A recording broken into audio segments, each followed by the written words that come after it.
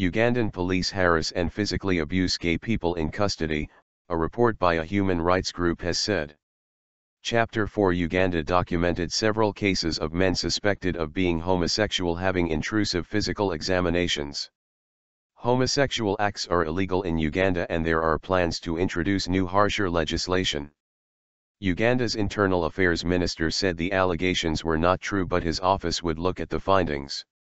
Aronda Nyakairima told the BBC that the Ugandan government did not discriminate against anyone. The 27-page report entitled "Where Do We Go for Justice?" said officers routinely refuse to look into cases reported by gay men and lesbians.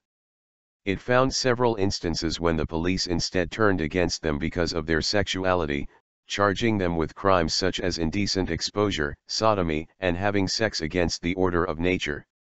They were harassed into signing false and self-incriminating statements, and some of the 21 people interviewed by researchers also talked of being beaten by the police or prison wardens. Some said they were forced to have their rectums and genitals examined. People in detention on homosexuality-related charges were also sometimes paraded in front of the media and arbitrarily denied bail, the report said.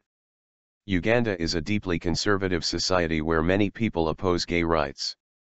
The BBC's Catherine Biarahanga in the capital, Kampala, says Uganda has come under international pressure in the last few years over attempts to further criminalize sexual minorities. Last August, an anti-homosexuality act signed by the president in February 2014 was annulled by the Constitutional Court as it said that Parliament lacked a quorum when it was passed. That legislation would have allowed for life imprisonment for aggravated homosexuality, including sex with a minor or while HIV positive, and for entering into a same-sex marriage. It had also proposed a prison sentence of up to 7 years or a fine or both for the promotion of homosexuality.